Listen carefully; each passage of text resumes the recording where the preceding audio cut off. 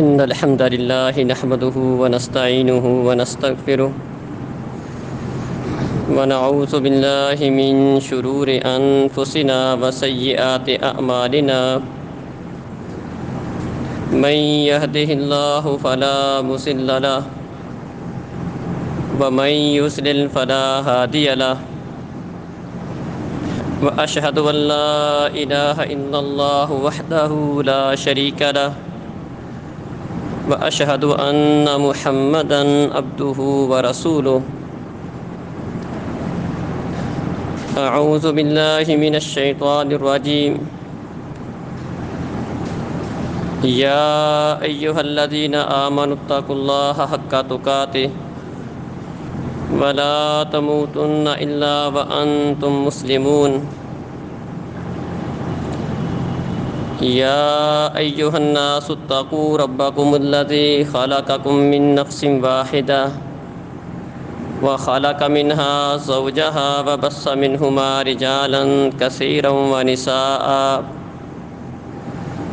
واتقوا الله الذي تساءلون به والأرحام إن الله كان عليكم رقيبا يا أيها الذين آمنوا اتقوا الله وقولوا قولا سديدا يصلح لكم أعمالكم ويغفر لكم ذنوبكم ومن يطع الله ورسوله فقد فاز فوزا عظيما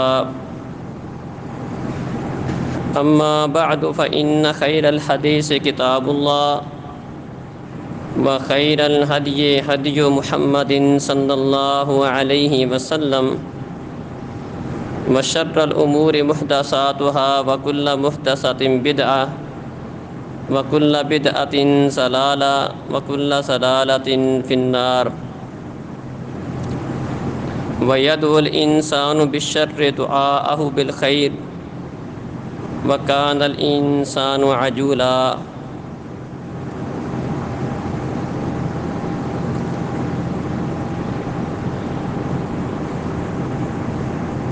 اللہ رب العزت کو معاملات میں سوچ و بچار کو اختیار کرنا، غور و فکر کر کے معاملے کا حل کرنا اور جلد بازی کا شکار نہ ہونا، یہ چیز اللہ احکم الحاکمین کو بہت پسند ہے۔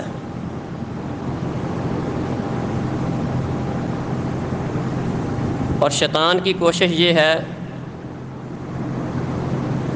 کہ انسان معاملات میں جلد بازی کا شکار ہو اور اس کے نتیجے میں غلط فیصلے کر جائے، اپنے دین اور اپنی دنیا کا نقصان کر لے۔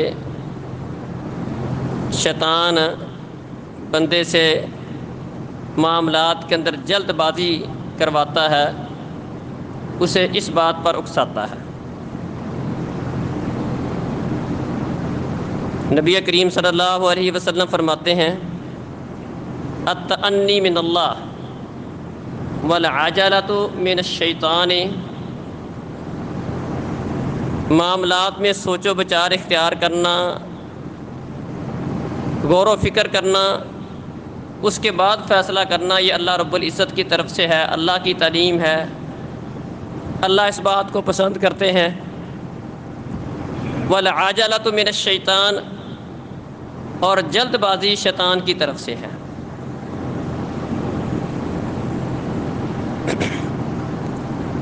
نبی کریم صلی اللہ علیہ وسلم کے پاس ایک دفعہ ایک وفد آیا جسے وفد عبد القیس کہا جاتا ہے۔ نبی کریم صلی اللہ علیہ وسلم کے پاس یہ لوگ آئے اور آتے ہی انہوں نے جلدی سے پیارے نبی صلی اللہ علیہ وسلم کے پاس پہنچے، آپ کے ہاتھ چومنے لگے۔ ان میں ایک بندہ تھا جس کا نام تھا منذر، اور اشج اس کو کہا جاتا تھا۔ اشج عبد القیس، وہ اپنی سواری سے اترا اور اس نے اپنا سامان اتارا، اپنے صاف ستھرے دھلے ہوئے کپڑے نکالے، وہ پہنے، اور اس کے بعد پیارے نبی صلی اللہ علیہ وسلم کی خدمت پہ پیش ہوا، آپ کو سلام کیا۔ تو اس موقع پر پیارے نبی صلی اللہ علیہ وسلم نے اس بندے سے کہا تھا، ان فیک خصلتین یحبہم اللہ ورسولہ الحلم والاناۃ۔ اشج، منذر، تیرے اندر دو خوبیاں، دو خصلتیں ایسی ہیں جو اللہ اور اس کے رسول کو بڑی پیاری لگتی ہیں۔ ایک بردباری، معاملے کو برداشت کرنا،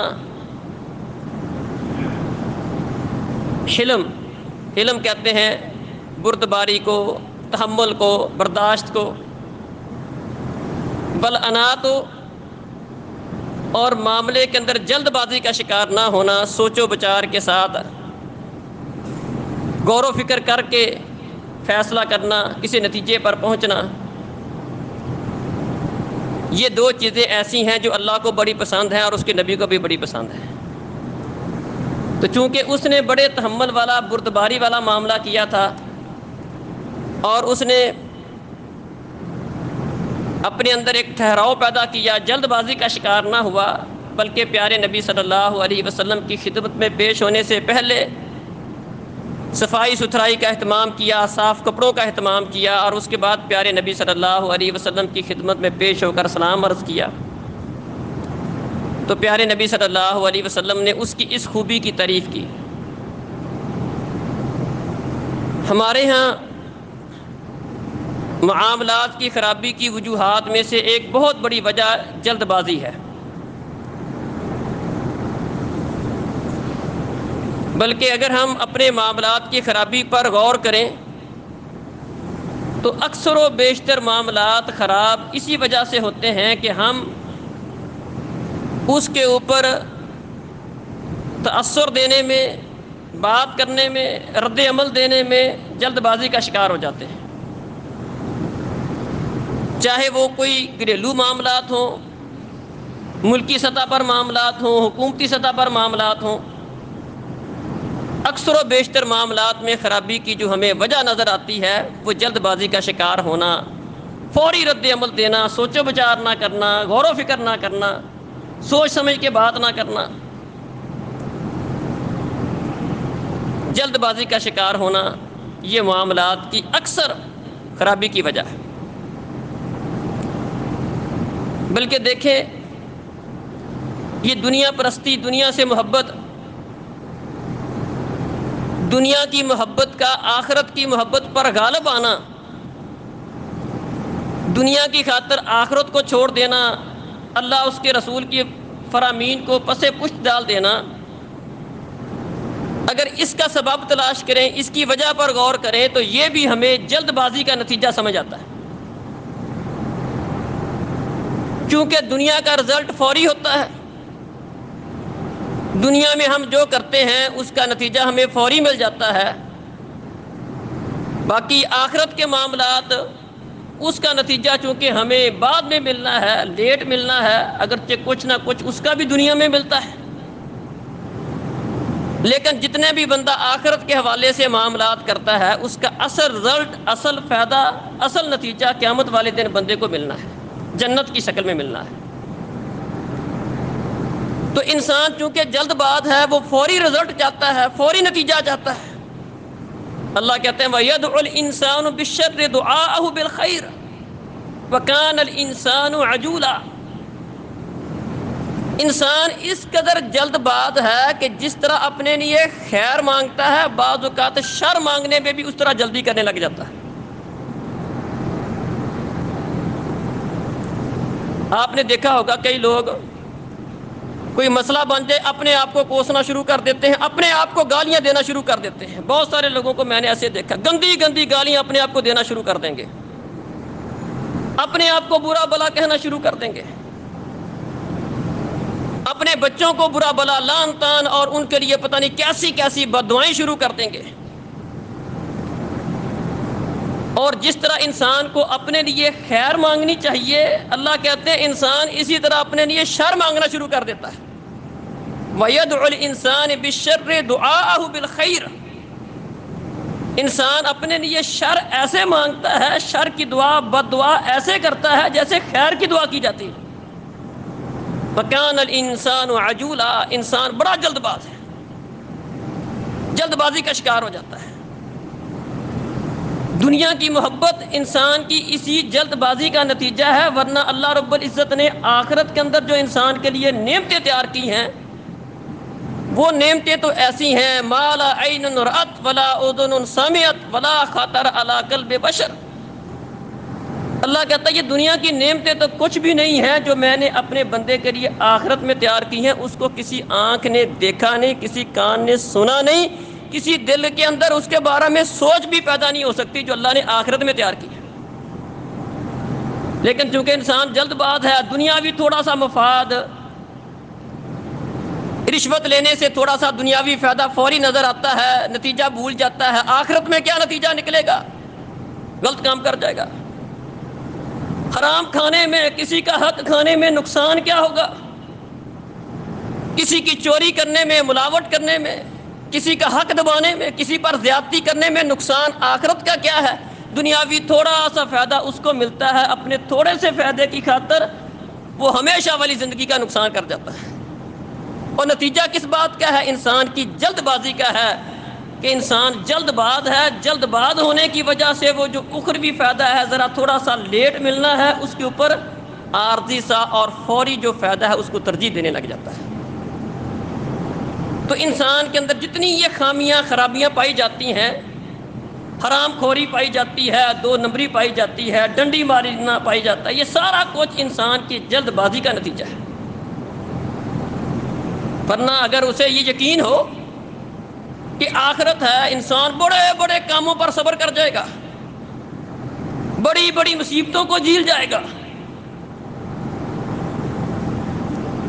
تو انسان کا دنیا کے اندر غلط معاملات کرنا، دنیا کی محبت کو آخرت کی محبت پر ترجیح دینا، یہ انسان کی جلد بازی کا نتیجہ ہے. ورنہ نبی مکرم صلی اللہ علیہ وسلم فرماتے ہیں اللہ نے جبریل کو بھیجا تھا جنت دکھانے کے لیے بھی، جہنم دکھانے کے لیے بھی. جبریل جنت اور جہنم کو دیکھ کر آئے تھے اور تبصرہ یہ کیا تھا کہ اللہ جہنم ایسی خوفناک ہے، ممکن نہیں کہ تیرے بندوں میں سے کوئی بندہ اس خوفناک عذاب کے بارے میں سنے اور پھر بھی جہنم میں چلا جائے، ممکن ہی نہیں. اور اللہ جنت ایسی پیاری بنائی ہے کہ ممکن نہیں کہ کوئی بندہ اس جنت کے بارے میں سنے اور جنت میں جانے سے رہ جائے. اللہ اکبر، کتنا شاندار تقابل ہے. ہاں اللہ رب العزت نے تھوڑا سا منظر تبدیل کر دیا، جہنم کا راستہ آسان بنا دیا، جہنم کا راستہ آسان بنا دیا اور جنت کا راستہ مشکل بنا دیا.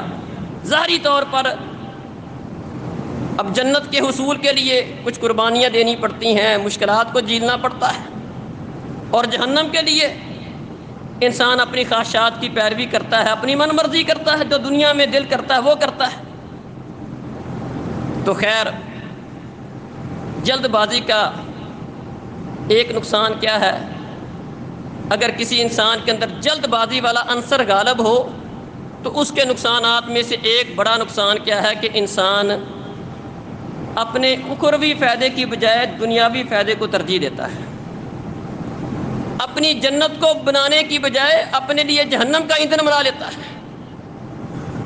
اور اگر تھوڑا سا انسان صبر کرنے والا ہو، تحمل برداشت کا مظاہرہ کرنے والا ہو تو اللہ رب العزت نے دنیا کی مصیبتوں کے اوپر، اس کی پریشانیوں کے اوپر بڑا صلہ رکھا ہے. ہمارے معاشرے میں طلاق کی ریشو بہت زیادہ ہے. اگر آپ طلاق کے اسباب تلاش کریں تو آپ کو اکثر و بیشتر، بلکہ اگر آپ کہہ لیں کہ 100 بندوں میں سے اگر وجہ تلاش کریں تو کم از کم 90% لوگ وہ آپ کو ملیں گے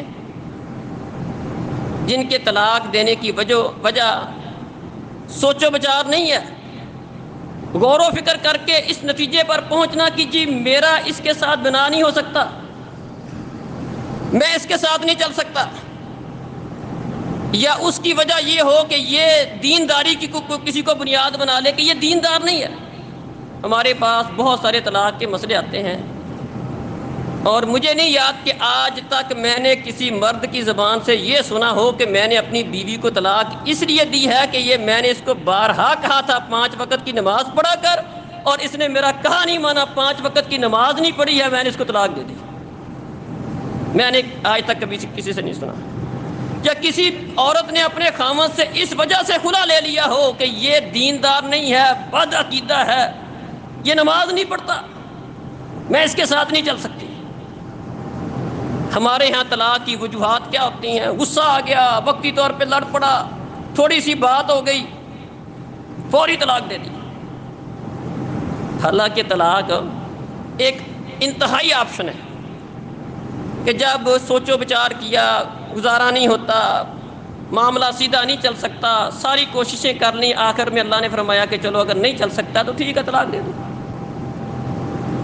اور اس کے لیے بھی ترتیب جو شریعت نے بیان کیا بڑی شاندار ہے۔ جس طرح نکاح کرتے وقت آپ تلاش کرتے ہیں کہ نکاح کے لیے 2 گواہ ہونے چاہیے، اللہ اکبر، شریعت یہ کہتی ہے طلاق دیتے وقت بھی 2 گواہ ہونے چاہیے۔ یہ 2 گواہ اسی صورت میں ہو سکتے ہیں جب بندہ سوچ و بچار کر کے طلاق دے گا۔ ہمارے ہاں تو سوچ و بچار والا چکر ہی کوئی نہیں ہوتا، جذباتی پن میں طلاق ہوتی ہے۔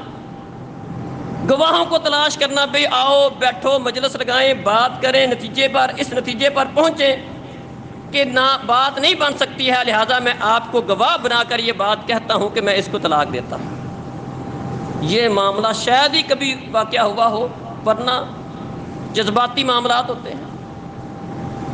اللہ رب العزت نے اس طلاق کو روکنے کے لیے فرمایا الطلاق مرتان، 2 مرتبہ طلاق اگر کوئی بندہ دے دے، 1 دفعہ طلاق دے دے، فرمایا اس کے بعد اس کے لیے یہ صورت باقی ہے کہ وہ عدت کے اندر رجوع کر سکتا ہے، اور عدت گزرنے کے بعد نیا نکاح کر سکتا ہے۔ پھر اس کا رجوع ہو جائے، پھر اس کو یہی اختیار دیا گیا ہے کہ عدت کے اندر رجوع کر سکتا ہے اور عدت گزرنے کے بعد نیا نکاح کر سکتا ہے۔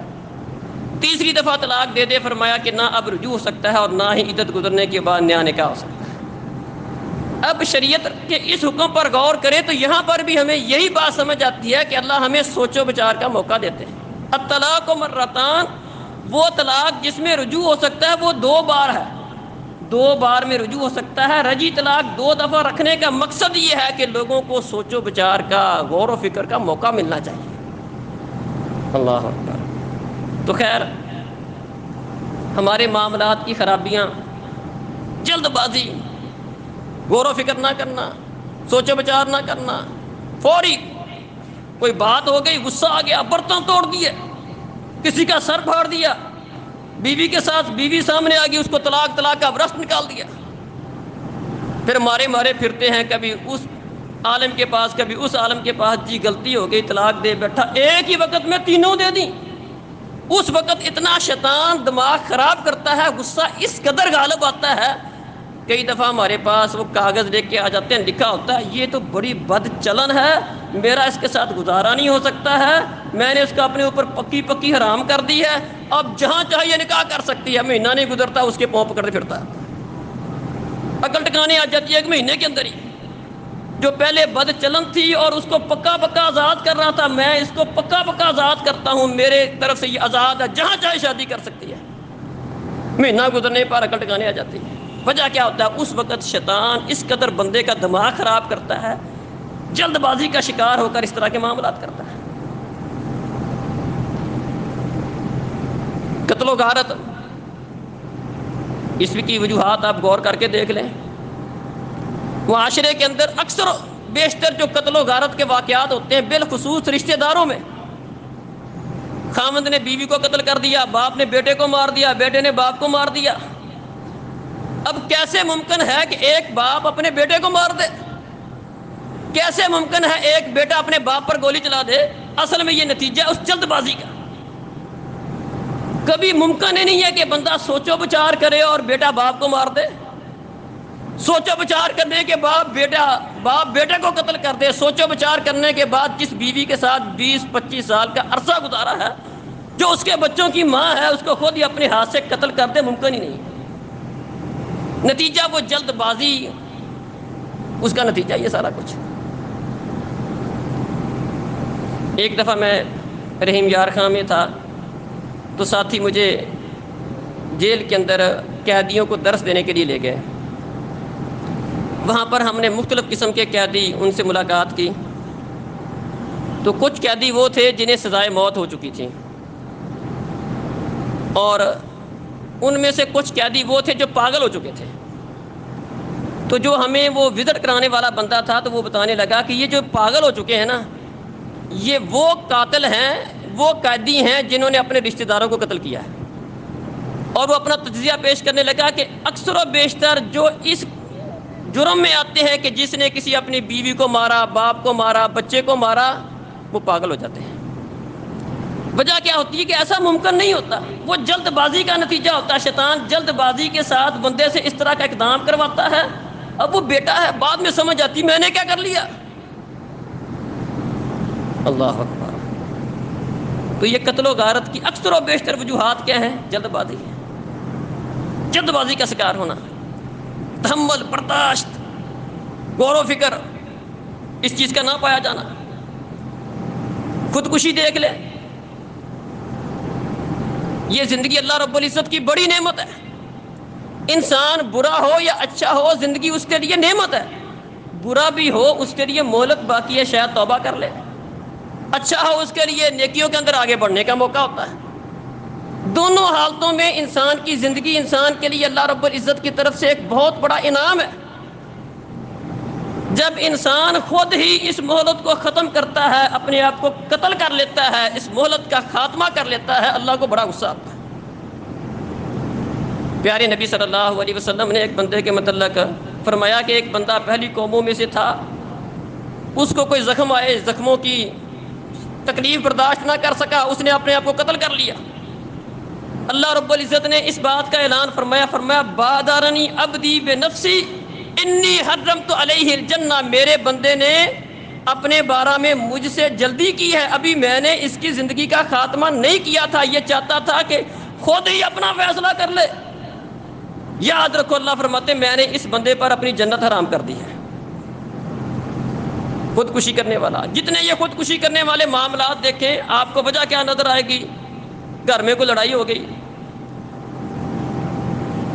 جھگڑا ہو گیا، کوئی ضرورت بندے کی پوری نہیں ہوئی، مسئلہ حل نہیں ہوا، اولاد کو کچھ لا کے نہیں دے سکا۔ اس طرح کے کیس آپ سنتے رہتے ہیں۔ جی باپ نے خودکشی کر لی، بچوں کو کھلا نہیں سکتا۔ بیوقوف، اگر تو بچوں کو کھلا نہیں سکتا، موجود ہے خودکشی کر رہا، تیرے مرنے کے بعد کیا بنے گا؟ اگر تو اتنا ہی خدا بنا ہوا ہے، اتنی بات سمجھ نہیں آتی کہ خود تو ان کے سر پر موجود ہے، کھلا نہیں سکتا اور ان کی پریشانی برداشت نہیں کر سکتا، اپنے آپ کو مار رہا ہے، پھر کیا بنے گا ان کا؟ تو یہ جلد بازی کا نتیجہ ہوتا ہے۔ جتنی یہ خودکشی والے معاملات ہوتے ہیں، جلد بازی کا نتیجہ ہوتا ہے۔ اور اللہ رب العزت نے اس جلد باز کے لیے فرمایا کہ میں نے ایسے جلد باز پر اپنی جنت حرام کر دی۔ بلکہ ایک موقع پر، خیبر کا موقع تھا، ایک آدمی بڑی لڑائی کر رہا تھا، جو بھی دشمن اس کو کوئی اکیلا نظر آتا اس کو مار دیتا۔ لوگوں نے اس کی تعریف کی کہ واہ بھی آج اس نے بڑا کارنامہ انجام دیا ہے۔ پیارے نبی صلی اللہ علیہ وسلم نے فرمایا انہ من اہل النار، یہ جہنمی ہے۔ لوگوں کو بڑی تشویش ہوئی، یہ تو بڑی دلیری سے لڑ رہا ہے، اور آپ پیارے نبی فرماتے ہیں جہنمی ہے، یہ تو اہل النار میں سے ہے۔ خیر ایک صحابی نے اس کا پیچھا کیا کہ یہ کرتا کیا ہے، اس نتیجے پر پہنچا کہ وہ بندہ بڑا زخمی ہو چکا تھا، تو آخر میں زخموں کی تاب نہ لا سکا، برداشت نہ کر سکا، جلد بازی کا شکار ہو گیا۔ اس نے اپنی تلوار پکڑی، اس کا کنارہ، اس کا آگے والا کونا اپنے سینے کے درمیان رکھ کر اپنا وزن اس کے اوپر ڈال کر اپنے آپ کو قتل کر لیا۔ وہ بندہ بھاگا پیارے نبی کے پاس آیا، کہنے لگا اشہد ان لا الہ الا اللہ وان محمد رسول اللہ۔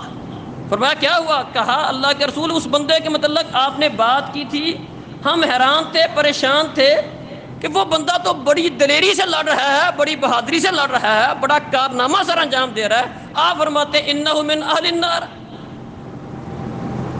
لیکن جب میں نے اس کا انجام دیکھا تو واقعتاً آپ کی بات سچ ثابت ہوگی، اس نے خودکشی کر لی ہے۔ اللہ اکبر۔ یہ نتیجہ کیا ہے؟ جلد بازی کا۔ اللہ اکبر۔ اسی طرح بعض اوقات انسان اپنی جلد بازی کی وجہ سے دعا کی قبولیت سے محروم ہو جاتا ہے۔ پیارے نبی صلی اللہ علیہ وسلم فرماتے ہیں لا یزال یستجاب للعبد ما لم یدعو بالاسم او قطیعۃ رحم۔ اللہ اپنے بندے کی دعا سنتا ہے جب تک انسان کسی گناہ کے کام کی دعا نہیں کرتا یا قطع رحمی کی دعا نہیں کرتا۔ ما لم یستعجل، جب تک انسان جلد بازی کا شکار نہیں ہوتا۔ دعا فرمایا نافرمانی کے کام کی نہ ہو، اللہ ضرور سنتا ہے، لیکن شرط یہ ہے کہ انسان جلد بازی کا شکار نہ ہو۔ صحابہ نے پوچھا جلد بازی کا شکار انسان کیسے ہوتا ہے دعا کے اندر؟ فرمایا کہ بندہ دعا کرتا ہے، اس کی فوری دعا یا وہ نظر اس کو یہ آتا ہے کہ میری دعا قبول نہیں ہو رہی، وہ اکتا جاتا ہے اور تنگ آ کر دعا کرنا چھوڑ دیتا ہے، اور اللہ رب العزت بھی اس بندے کی دعا قبول نہیں کرتے۔ جلد باز بندے کی دعا اللہ تعالیٰ قبول ہی نہیں کرتے۔ دعا اس کی مانگی جاتی، قبول کی جاتی ہے، اللہ تعالیٰ پھر اس کو شرف قبولیت اس کا اللہ کا مختلف ہے۔ کسی کے اللہ فوری دے دیتا ہے، کسی کو لیٹ دے دیتا ہے، اور کسی کے لیے اللہ رب العزت دعا کی قبولیت کا یہ انداز اختیار کرتا ہے کہ دنیا میں نہیں دیتا، لیکن اس کے بدلے میں آخرت میں ضرور دے گا۔ لیکن اس کے لیے شرط یہ ہے کہ انسان اللہ سے مانگتا رہے، قبولیت کا یقین رکھتے ہوئے ہمیشہ مانگتا رہے، اور یہ نہ ہو کہ قبول نہیں ہوئی تو دعا کرنا چھوڑ دے۔ جب بندہ اکتا جاتا ہے، تنگ پڑ جاتا ہے، مایوس ہو جاتا ہے، جلد بازی کا شکار ہو جاتا ہے، پھر اللہ اس کی دعا قبول نہیں کرتے۔ اللہ اکبر۔ بلکہ ایک دفعہ نبی مکرم صلی اللہ علیہ وسلم جا رہے تھے، ایک بندہ نماز پڑھ رہا تھا، اس نے نماز کے دوران تشہد میں غالباً بیٹھا ہوا تھا اور بیٹھتے ہی دعا مانگنا شروع کر دی۔ نبی مکرم صلی اللہ علیہ وسلم فرمایا عجلت ایھا المصلی، نمازی تو نے بڑی جلدی کیا۔ ایک اور کے پاس سے گزرے، وہ دعا کرنے سے پہلے اللہ کی حمد بیان کر رہا ہے، اللہ کی تسبیح بیان کر رہا ہے، التحیات للہ، اللہ ساری عبادتیں تیری ہیں، قولی بدنی مالی باتیں تیری ہیں۔ اللہ کی تعریف بیان کر کے پیارے نبی صلی اللہ علیہ وسلم کے اوپر درود بھیج کے پھر دعا مانگ رہا ہے، اور پیارے نبی صلی اللہ علیہ وسلم اس کے پاس رک کے کہنے لگے مانگ لے تیری اللہ قبول کرے گا۔ جو جلد بازی کا شکار ہو رہا تھا، جلدی مانگ رہا تھا، فرمایا تو نے بڑی جلدی کی، اور جو تحمل کے ساتھ، برداشت کے ساتھ اس کے لیے حمد و ثنا، درود اور اہتمام کے ساتھ مانگ رہا تھا، اللہ نے پیارے نبی نے فرمایا تیری اللہ قبول کرے گا، مانگ لے، موقع ہے۔ تو دعا بھی اللہ تعالیٰ اس کی قبول کرتا ہے جو جلد باز نہ ہو، جس کو یہ نہ ہو کہ ابھی مانگا بھی مل جائے، اللہ نہیں قبول کرتا۔ اللہ کہتا ہے یہ تو جلد باز ہے، اور یہ ذہن بنا کر وہ چھوڑ دیتا ہے، اللہ اس کی قبول نہیں کرتا۔ جو تحمل کے ساتھ، سکون کے ساتھ بار بار مانگتا ہے، مانگتا چلا جاتا ہے، اللہ اس کی ضرور قبول کرتا ہے۔ اسی طرح جلد باز بندہ فتنوں کا جلدی شکار ہوتا ہے۔ وہ آدمی جو تحمل برداشت سے کام نہیں لیتا، جلد باز ہوتا ہے، وہ فتنوں کا شکار بھی زیادہ ہوتا ہے۔ دلیل اس کی کیا ہے؟ پیارے نبی صلی اللہ علیہ وسلم نے مسیح دجال کا فتنہ، اس کا تذکرہ کیا، فرمایا کہ دجال نکلے گا، اس کے ساتھ آگ ہوگی، پانی ہوگا، مختلف چیزیں اللہ تعالیٰ اس کو دے گا لوگوں کو آزمائش کے لیے، لوگوں کی۔ اور ساتھ پیارے نبی صلی اللہ علیہ وسلم نے تنبیہ کی کہ کوئی بندہ بھی اس کی طرف یہ سوچ کے نہ نکلے کہ مجھے کچھ نہیں ہوتا، میں جا سکتا ہوں، مجھے کچھ نہیں ہوتا۔ فرمایا سامنا ہو جائے اور بات ہے، جس طرح جنگوں کے اندر فرمایا کوئی بندہ اللہ تعالیٰ سے دشمن سے جنگ کی دعا نہ کرے، ہاں جنگ کا سامنا کرنا پڑے تو ثابت قدمی دکھائے، خود اللہ سے دعا کرنا کہ اللہ میری لڑائی کروا، جنگ برپا کر دے، لڑائی کروا دے، یہ دعا نہ کرے۔ ہاں جنگ ہو جائے تو صبر کرے، اسی طرح فرمایا کہ مسیح دجال کا فتنہ بڑا خطرناک ہے، اور کوئی بندہ خود سے جا کر اس فتنے کا مقابلہ کرنے کے لیے اس فتنے کا سامنا نہ کرے، وہ اس فتنے کا شکار ہو جائے گا۔ بڑا خوفناک فتنہ ہے۔ ہاں، جس کو اللہ تعالیٰ سامنا کروا دے وہ اور بات ہے۔ تو جو آدمی فتنوں کا سامنا کرتا ہے، جلد بازی کا شکار ہوتا ہے، وہ جلدی فتنوں کا شکار ہو جاتا ہے۔ اسی طرح بہت سارے لوگ ایسے ہوتے ہیں جو کسی کے متعلق فوری طور پر جلد بازی کا مظاہرہ کرتے ہوئے کسی کے متعلق اپنا تاثر قائم کر لیتے ہیں۔ یاد رکھیں، نہ کسی کے متعلق تاثر قائم کرنے میں جلد بازی کا شکار ہونا درست نہیں ہے، نہ کسی کے متعلق اچھا تاثر قائم کرنے میں، نہ کسی کے متعلق برا تاثر قائم کرنے میں۔ ایک میانہ روی والا معاملہ۔ ہاں، حسن ظن ہونا اور بات ہے، حسن ظن ہر بندے کے بارے میں ہونا چاہیے، لیکن کسی کی گارنٹی دینا شروع کر دے۔ پیارے نبی کا ایک صحابی فوت ہوتا ہے، آپ نے جس گھر کے ساتھ ان کا بھائی چارہ قائم کیا تھا، عثمان بن مظعون رضی اللہ عنہ صحابی رسول ہیں، فوت ہوئے، تو اس گھر کی خاتون کہنے لگی، ان کی فوتگی پر کہنے لگی کہ میں اس بندے کے متعلق گواہی دیتی ہوں کہ اللہ تعالیٰ نے اس کو جنت دے دی۔ اب صحابی رسول ہیں، کتنی بڑی بات ہے، لیکن گارنٹی کے ساتھ کسی خاص بندے کو متعین کر کے پیارے نبی نے فرمایا کہ تو یہ بات کس طرح کہہ سکتی ہے؟ اللہ، میرا گمان اس کے متعلق اچھا ہے، میں بھی اس کے متعلق اچھا گمان رکھتا ہوں، لیکن کسی کو خاص کر کے اس کے متعلق گارنٹی شدہ بات کر دینا کہ یہ جنتی ہے، یہ نہیں کہہ سکتے آپ۔ ایک عورت اماں عائشہ رضی اللہ عنہ کے پاس تھیں، نبی مکرم صلی اللہ علیہ وسلم آئے تو وہ گھر سے باہر گئیں۔ اس کے جانے کے بعد اماں عائشہ رضی اللہ عنہ بیان کرنے لگی کہ اس کی نمازوں کا، روزوں کا تذکرہ کرنے لگی کہ یہ اتنی لمبی لمبی نمازیں پڑھتی ہے، اتنے زیادہ روزے رکھتی ہے، اس طرح نیکی عبادات کا تذکرہ کرنے لگی۔ پیارے نبی صلی اللہ علیہ وسلم نے فرمایا، ما علیکم ما تطیقون فإن اللہ لا یمل حتی تملوا۔ فرمایا، اس طرح کسی کی عبادت سے اس طرح متاثر نہیں ہو، جتنی اللہ تعالیٰ آپ کو ہمت توفیق دیتا ہے اتنا کام کرو، تم اکتا جاؤ گے، اللہ نہیں اکتاتا ہے۔ کیا بات سمجھائی؟ یہ بات سمجھائی کہ کسی کی نیکی کو دیکھ کر اس کے متعلق جلد بازی کا شکار نہ ہو جاؤ، اور اس کو اتنا بڑھانا دو کہ یہ تو بڑا ہی متقی ہے، بڑا ہی پرہیزگار ہے، یہ تو جنتی ہے۔ ہمیں کسی کے متعلق گارنٹی نہیں ہے۔ جلد بازی کا شکار ہونے کی بجائے حسن ظن ہونا یہ اچھی بات ہے، لیکن کسی کے متعلق ایسے الفاظ استعمال کرنا، کسی کے متعلق گارنٹی شدہ بات کرنا، یہ غلط ہے۔ ہمارے معاشرے میں اکثر و بیشتر گھروں کے اندر، عدالتوں میں یا دیگر جگہوں پر جو غلط فیصلے ہوتے ہیں اس کی بنیاد بھی جلد بازی ہوتی ہے۔ علی رضی اللہ عنہ کو نبی مکرم صلی اللہ علیہ وسلم نے یمن کی طرف بھیجا اور انہیں یہ نصیحت کی کہ آپ وہاں پر لوگوں کے درمیان فیصلے کرو گے، اور اس فیصلے کا طریقہ کار یہ ہونا چاہیے کہ آپ جب تک اپنے سامنے دونوں بندوں کو بٹھا کر ان کی بات نہیں سن لیتے، اتنی دیر تک ان کے درمیان فیصلہ نہ کرو۔ ہمارے ہاں یہ ہوتا ہے کہ ایک بندے کی بات سن کے ذہن دوسرے کے خلاف بنا لیا جاتا ہے، دوسرے کی بات بھی سننا ہم گوارا نہیں کرتے۔ کسی کے متعلق تأثر بنانا، ذہن بنانا، کسی کے متعلق فیصلہ کرنا، اپنی سوچ بنا لینا، یہ اسی صورت میں ممکن ہے جب آپ دونوں فریقوں کی بات سنیں، دونوں بندوں کی بات سنیں۔ علی رضی اللہ عنہ کو آپ نے یہی نصیحت کی تھی کہ آپ لوگوں کے درمیان فیصلہ کرنے کا طریقہ کار یہ ہے کہ دونوں بندوں کو اپنے سامنے بٹھا کر دونوں کی بات سنو۔ پھر علی رضی اللہ عنہ کہنے لگے کہ جب سے پیارے نبی کی یہ بات میں نے سنی، میں اسی طرح فیصلہ کرتا رہا۔ ہمیشہ میں نے کوئی بھی فیصلہ کرنے سے پہلے، کسی کے متعلق کوئی ذہن بنانے سے پہلے، کسی کے متعلق کوئی حتمی رائے قائم کرنے سے پہلے دونوں بندوں کی بات سنی اور اس کے بعد فیصلہ کیا۔ یہ ہمارے ہاں یہ جڑا والا کے اندر جو واقعہ ہوا ہے، یہ پہلا واقعہ خیر نہیں ہے، اس طرح کے اور بہت سارے واقعات ہیں جو ہمارے بعض اوقات آپس میں مسلکی اختلافات کی وجہ سے ہو جاتے ہیں۔ کئی دفعہ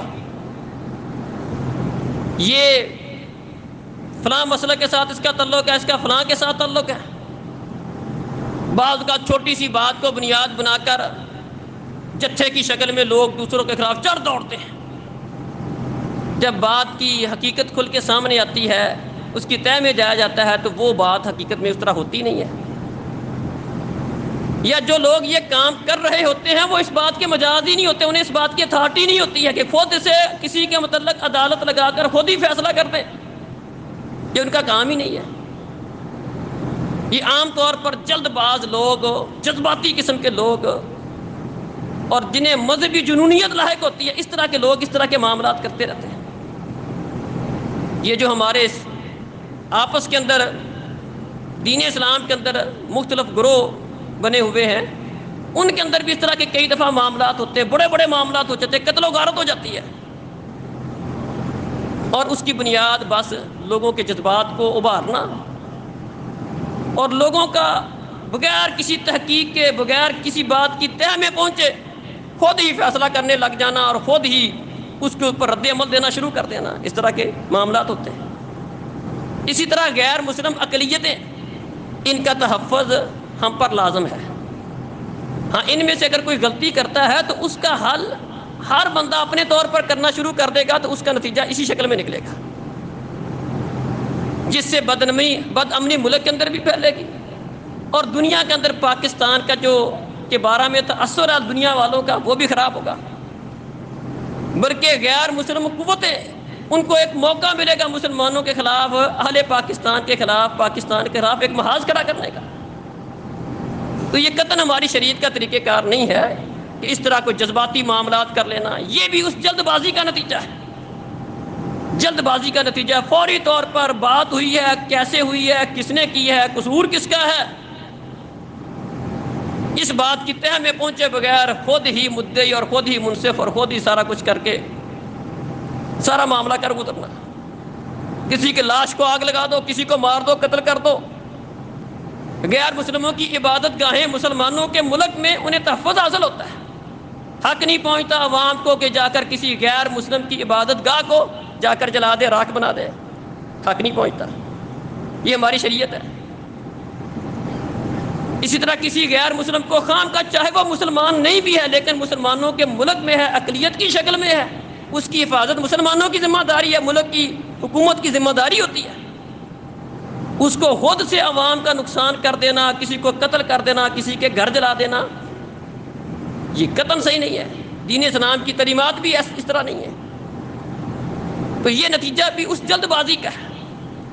تو محترم بھائیوں اور بزرگوں، یہ جلد بازی کا موضوع میرا آپ کے سامنے رکھنے کا مقصد یہی ہے کہ اگر ہم اپنے معاملات کے اوپر غور کریں تو ہمارے معاملات کے بیشتر معاملات کی خرابی کی وجوہات، معاملے کے اندر غور و فکر نہ کرنا، تحمل برداشت کا مظاہرہ نہ کرنا، سوچ و بچار نہ کرنا، فوری طور پر رد عمل دے دینا، فوری طور پر ذہن بنا لینا، جلد بازی کا شکار ہو جانا، اس کی بنیادی وجوہات ہیں۔ جبکہ پیارے نبی صلی اللہ علیہ وسلم کا فرمان ہے، التعدۃ فی کل شیء الا فی الآخرہ، آخرت کے معاملات میں انسان کو جلدی کرنی چاہیے۔ نماز پڑھنے کے لیے آنا ہے، سوچ و بچار کرتا ہوں جاتا ہوں کہ نہ جاؤں، زکوٰۃ دینی ہے دوں کہ نہ دوں، حج کرنے جانا جاؤں یا نہ جاؤں، اس کے متعلق مشورہ کرتا ہوں، یہ کرتا ہوں، سوچوں گا، مہینہ سوچوں گا، 15 دن سوچوں گا، یہ مطلب نہیں ہے۔ فرمایا آخرت کے معاملے میں جلدی کرنے کا حکم ہے، سارعوا الی مغفرۃ من ربکم، جنت کی طرف، آخرت کی طرف، اس میں جلدی کرو۔ لیکن دنیا کے معاملات جو ہیں اس میں سوچو بچار سے کام لو، کوئی بھی معاملہ کرنے سے پہلے سوچو، اس کے انجام کو سوچو، جلد بازی کا شکار نہ ہو۔ بلکہ ہماری شریعت تو بڑی شاندار تعلیم دیتی ہے، ہمیں تو استخارہ تک کی تعلیم دی گئی ہے کہ آپ نے کسی بات کا فیصلہ کرنا ہے، اس کا طریقہ کار یہ ہے کہ آپ اس کے متعلق سوچیں بھی، جو اس کام کو جاننے والے ہیں اس سے مشورہ بھی کریں، اور پھر 2 رکعتیں پڑھ کر اللہ کے سامنے ہاتھ اٹھا کر یا اپنی نماز میں اللہ تعالیٰ سے اس بات کی دعا کریں، اللہ تو جانتا، میں نہیں جانتا، تو عالم الغیب ہے، مجھے تو پتہ نہیں ہے، تو ہر چیز پہ قادر ہے، اللہ یہ کام اگر میرے لیے بہتر ہے میری قسمت میں کر دے، اللہ میرے لیے بہتر نہیں ہے مجھے اس سے بچا لے، اور میری قسمت میں وہ کر دے جو میرے لیے بہتر ہے۔ یہ استخارے کی ہمیں تعلیم دی گئی ہے. اللہم انی استخیرک بعلمک واستقدرک بقدرتک واسألک من فضلک العظیم فانک تقدر ولا اقدر وتعلم ولا اعلم. اللہم ان کنت تعلم ان هذا الامر خیر لی فی دینی ومعاشی وعاقبت امری فاقدره لی ویسره لی ثم بارک لی فیہ. وان کنت تعلم ان هذا الامر شر لی فی دینی ومعاشی وعاقبت امری فاصرف عنی واصرفنی عنہ واقدر لی الخیر حیث کان ثم رضنی بہ. یہ دعا ہے، دعا استخارہ. اور پیارے نبی صلی اللہ علیہ وسلم اس دعا کو اپنے صحابہ کو اس طرح یاد کرواتے تھے جس طرح قرآن کی سورت یاد کرواتے ہیں. یہ ہمارے دین کی تعلیمات ہیں. تو ہمیں بھی اپنے دین کی اس تعلیم پر، اس بات پر غور و فکر کرنا چاہیے، اور ہمیشہ کوئی بھی معاملہ کرتے وقت جلد بازی کا شکار ہونے کی بجائے معاملے کے اندر سوچ و بچار سے کام لینا چاہیے، تاکہ ہم اپنی دین کا اور اپنی دنیا کا نقصان کرنے سے اپنے آپ کو بچائیں، اور دین اور دنیا کے اندر وہ والا کام کریں جو ہمارے لیے فائدہ مند ہو. اللہ سمجھنے اور عمل کرے. ان الحمد للہ نحمده ونستعینه ونستغفره ونعوذ باللہ من شرور انفسنا وسیئات اعمالنا من يهده الله فلا مضل له ومن يضلل فلا هادي له واشهد ان لا اله الا الله وحده لا شريك له واشهد ان محمدا عبده ورسوله. اما بعد فان خير الحديث كتاب الله وخير الهدي هدي محمد صلى الله عليه وسلم وشر الامور محدثاتها وكل محدثة بدعة وكل بدعة ضلالة وكل ضلالة في النار. اقول قولي